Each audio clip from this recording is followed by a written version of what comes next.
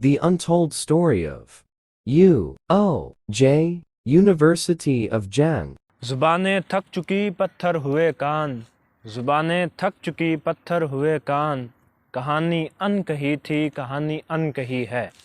ये अनकही कहानी यूनिवर्सिटी ऑफ जंग की है और 5 साल पहले मार्ज़ वजूद में आने वाली इस यूनिवर्सिटी को आज ऐसी मुश्किलात का सामना है जो कि ना कोई बयान कर रहा है और ना मीडिया की ज़ीनत बन रही हैं, मगर असातिज़ा हैं और तुलबा हैं कि जो अपने तौर पे एहतजाज रिकॉर्ड करवा रहे हैं। और इस कहानी को फिर भी अनकहा कहा जा सकता है क्योंकि इस कहानी को मेन स्ट्रीम मीडिया ने अपनी कवरेज नहीं दी और ना ही सियासतदानों ने इसे अपनी दिलचस्पी का बायस बनाया है।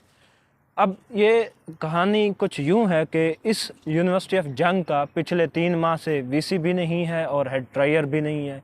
अब वीसी और हेड ट्रायर इंतज़ामिया के 2 बड़े ओहदे हैं जो कि इंतज़ामी मामलात पे बहुत ज़्यादा गहराई के साथ इंडल्ज होते हैं। वीसी और हेड ट्रायर ने मिलकर पूरी यूनिवर्सिटी के मामलात को कंट्रोल करना होता है और वीसी ने सिग्नेचर करने होते हैं और हेड ट्रायर ने ट्रांजैक्शन की अप्रूवल देनी होती है।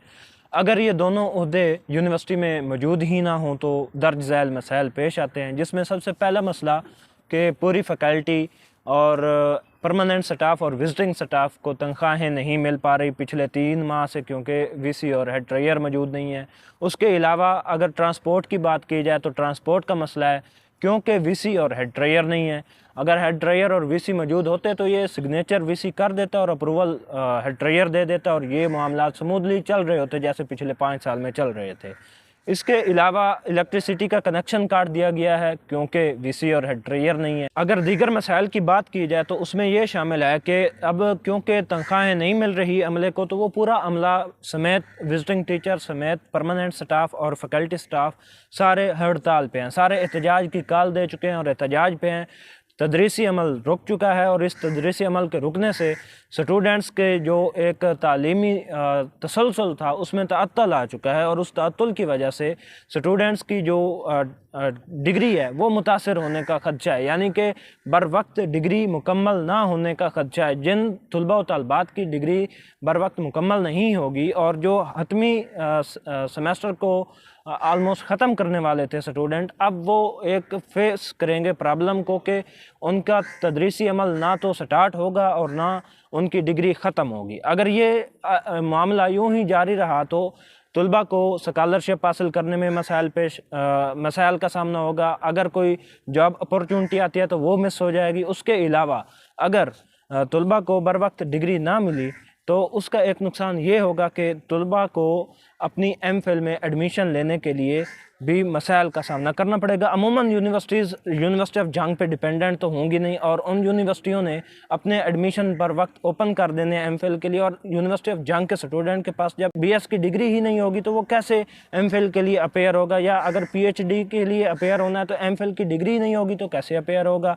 ये वाले मसाइल स्टूडेंट्स को सामना करना पड़ेंगे और इन मसाइल में एक मसला ये है कि एक पूरे साल का गैप आ जाना है, यानी कि जिस स्टूडेंट की बर वक्त एडमिशन ना हुआ किसी यूनिवर्सिटी में तो उसका मसला ये बनेगा कि उसे 1 साल अपनी तालीमी सिलसिले में पास लाना पड़ेगा और उसके बाद जब अगले साल तक उनकी अगर डिग्री मिलती है तो वो जाके एडमिशन ले सकेंगे किसी यूनिवर्सिटी में।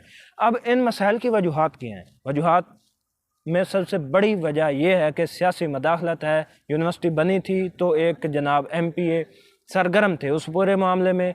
हम जो भी वीडियो देखते थे यूनिवर्सिटी के बारे में, वहाँ पे एक मुआविया आज़म थे जो कि बहुत ही सरगर्म नज़र आते थे, बहुत ही मसीहा के तौर पे नज़र आ रहे थे कि यूनिवर्सिटी ऑफ जंग की एस्टेब्लिशमेंट में उनका बहुत बड़ा किरदार है, बहुत बड़ा हाथ है।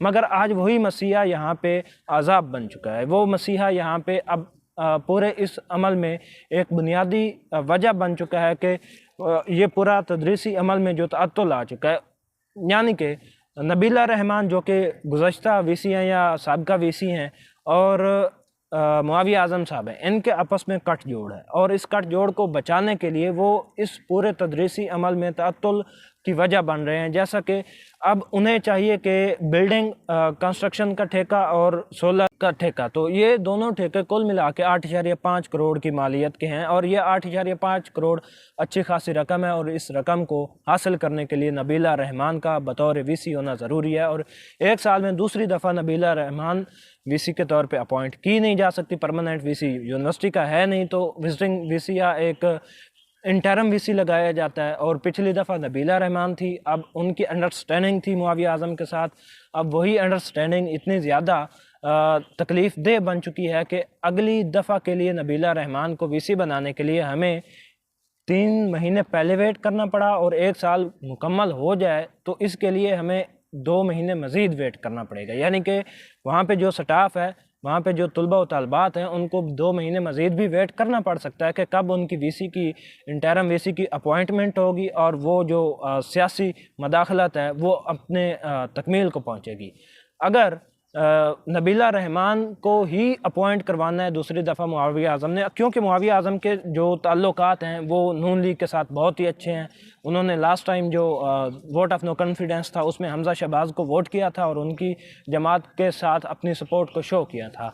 तो पीटीआई के साथ उनका डिस्कनेक्ट हो गया था, पीएमएलएन के साथ उनकी कनेक्शन थे। अब उन्हीं कनेक्शन को इस्तेमाल करके अब वो बलीग उर रहमान के साथ अब राब्ते में हैं और मुसलसल इस अपॉइंटमेंट को डिले करते जा रहे हैं। हालांकि ये अपॉइंटमेंट परमानेंट स्टाफ की, यहाँ पे परमानेंट वीसी की जा सकती है, मगर क्योंकि सियासी फ़ायदे उठाने हैं, मालियाती फ़ायदे उठाने हैं, तो मुआविया आज़म साहब ने ये अपॉइंटमेंट आलमोस्ट रोकी हुई है। अब एक और मसला ये भी है कि ये सूबा पंजाब का बहुत बड़ा शहर है और इसकी 42 लाख कभी आबादी थी, मगर हालिया सर्वे के बाद हुकूमत पंजाब की वेबसाइट पे इसकी आबादी 59 लाख से भी ज़्यादा बताई गई है। 59 लाख के इस आबादी के पास 75 साल में पिछले 5 साल को निकाल के कोई यूनिवर्सिटी नहीं थी। अगर पिछले 5 साल को इंक्लूड करके देखा जाए तो एक ही यूनिवर्सिटी मिली, और उस एक यूनिवर्सिटी को भी दिवालिया करने की पूरी साजिश की जा रही है। अल्लाह करे ये साजिश नाकाम हो, लेकिन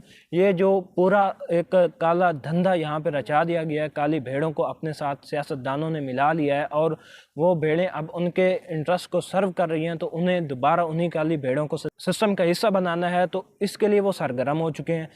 अब उन्होंने इस 59 लाख आबादी के साथ ज़्यादतियाँ करनी स्टार्ट कर दी हैं। अब इस 59 लाख आबादी के नुमाइंदों को तरस भी नहीं आ रहा, ना उस परमानेंट फैकल्टी पे आ रहा है, ना विजिटिंग पे, ना हमारे परमानेंट स्टाफ जो कि प्रोफेसर हैं उनके ऊपर इनको हमदर्दी आ रही है। उन्होंने सिर्फ अपनी सियासी साख को बचाना है, अपने मुआशी फ़ायदों को देखना है, और इन सब के साथ उन्होंने एक डिस्कनेक्ट रखा हुआ है। इनके माजी के वीसी शाहिद मुनीर जो कि अभी HEC पंजाब के चेयरमैन हैं, उनके पास चेयरमैन है तो वो इस मसला को हल कर सकते हैं, मगर अलमिया ये है कि वो भी इस मसला को हल करने में इंटरेस्टेड नहीं है। उन्होंने अगेन सर्व करना है पॉलिटिकल इंटरेस्ट ऑफ मुआविया आज़म को। तो इसके बाद जो हल की बात की जाए तो हल, क्योंकि किसी भी मामले में ज़रूरी होता है, अगर मामला ख़त्म करना है, मामला को खुश असलूबी के साथ ख़त्म करना है, तो हल की तरफ बढ़ना पड़ेगा। हल के लिए जो चीदा मेरे पास पॉइंट हैं वो मैंने यहाँ पे लिख के रखे हैं। मोहसिन स्पीड वाले हमारे निगरान वज़ीर आला पंजाब मोहसिन नकवी साहब को 224 किलोमीटर का ये फासला तय करके एटलीस्ट एक दफ़ा यूनिवर्सिटी ऑफ जंग को विज़िट कर लेना चाहिए और उनके जो भी मसाइल हैं उनको हल करना चाहिए। एक बहुत ही खूबसूरत और आसानी से हल ये भी सजेस्ट किया जा सकता है, मगर वो क्यों करेंगे, मसला ये भी है। दूसरा हल है कि क्योंकि गवर्नर पंजाब चांसलर हैं किसी भी यूनिवर्सिटी में जो कि पंजाब में मौजूद है, तो गवर्नर पंजाब डायरेक्ट ख़ुद ही ये अपॉइंटमेंट कर सकते हैं किसी परमानेंट वीसी की या इंटरम वीसी की। तो वो भी इंटरम या परमानेंट वीसी को नहीं अपॉइंट कर रहे, मगर एक आसान हल था गवर्नर पंजाब बलीग उर रहमान के पास कि वो इस अपॉइंटमेंट को कर दें, और ये जो सारा तातुल है जो कि तकरीबन 5 माह तक चला जाएगा, इसको ख़त्म किया जा सके और स्टूडेंट्स के फ्यूचर को जो स्टेक पे लगा हुआ है बचाया जा सके। और स्टूडेंट्स ने अगर अपना फ्यूचर बचाना है तो उन्हें अपनी तलबा सियासत को ज़िंदा करना पड़ेगा, स्टूडेंट पॉलिटिक्स को ज़िंदा करना पड़ेगा, किसी सियासी जमात की विंग की सूरत में ना सही, मगर अपना एक इत्तेहाद बना के स्टूडेंट पॉलिटिक्स को करना पड़ेगा अगर उन्होंने अपना मुस्तकबिल बचाना है तो। यानी कि हम इसकी एक ज़िंदा मिसाल ये ले लेते हैं कि 1954 में कराची यूनिवर्सिटी का वजूद बाएं बाजू की तंजीमों की बदौलत वजूद में आया था। उस दौर में अगर देखा जाए तो ना सोशल मीडिया था, ना प्रिंट मीडिया उनकी सपोर्ट में था, ना इलेक्ट्रॉनिक मीडिया था, यानी कुछ भी नहीं था। ऐसे ऐसे हालात नहीं थे कि वो आज के दौर जैसी फैसिलिटीज़ को इंटरटेन करके उस दौर में कराची यूनिवर्सिटी को ईज़िली हासिल कर पाते, मगर उन्होंने ये करके दिखाया। आपके लिए एक ज़िंदा मिसाल छोड़ के गए हैं। आप 4000 स्टूडेंट्स हैं, आपका मुस्तकबिल स्टेक पे है, आपको स्टूडेंट पॉलिटिक्स करनी चाहिए। यहाँ पे एक मुस्बत डेवलपमेंट के लिए, एक मुस्बत मकसद के लिए आपको यहाँ पे मिल बैठना पड़ेगा। और ये एक बहुत ही खूबसूरत हल है जो कि मेरे माइंड में था। अगर आप लोग इस हल की तरफ बढ़ना चाहते हैं तो आपको अपनी सोशल मीडिया पे अपीयरेंस दिखानी पड़ेगी, आपको एक्स पे ट्रेंड्स चलाने पड़ेंगे, सोशल मीडिया यानी फेसबुक पे अपना एहतजाज रिकॉर्ड करवाना पड़ेगा सॉफ्ट सूरत में। ये सॉफ्ट सूरत में किया गया एहतजाज है। आपको फ़िज़िकली भी अपेयर होना पड़ेगा, मुख्तलिफ़ दफातर के सामने, मुख्तलिफ़ सियासतदानों के सामने एहतजाज करना पड़ेगा। मुख्तलिफ़ ओहदेदारान को आप ख़त लिख सकते हैं, कुछ भी कर सकते हैं। आप ये सारा काम मिलजुल के 4000 स्टूडेंट हैं तो आप ये काम आसानी और खुश असलूबी के साथ कर सकते हैं। अगर आपने अपने मुस्तकबिल को स्टेक पे लगने से बचाना है, उसका ख़तरा आपने टालना है, तो आपको ये एक सियासत प्लेटफार्म देगी और आपको इस प्लेटफार्म के थ्रू इमर्ज करना पड़ेगा, अपनी आइडेंटिटी को बचाना होगा और अपना मुस्तकबिल महफूज करना होगा। अगर आप सोशल मीडिया पे अपीयरेंस देने से घबरा रहे हैं, कुछ छोटी मोटी पोस्ट लिख के साथ हैशटैग इस्तेमाल कर लें जो आपकी यूनिवर्सिटी ने इंट्रोड्यूस कराया है। अगर वो भी नहीं कर सकते तो ऐसे ही जो 2-4 लोग मैसेजेस पोस्ट कर रहे हैं उनको रिट्वीट करें, उनको रिपोस्ट करें, उनको शेयर करें, ये कर सकते हैं। या फिर जो वीडियो की सूरत में छोटे छोटे पैगामात आ रहे हैं उनमें कट्स लगा के, उनमें जो अच्छी बातें हैं उनको एडिट करके आप वो अपने सोशल मीडिया हैंडल्स के ज़रिए स्प्रेड कर सकते हैं। एहतजाज कराने का एक सॉफ्ट तरीका है। अगर आप अपना मुस्तकबिल बचाना चाहते हैं तो ये सॉफ्ट तरीके अपनाएं और इंशाल्लाह कामयाबी आपके साथ ही चलेगी, आपकी हमकनार होगी। बहुत शुक्रिया।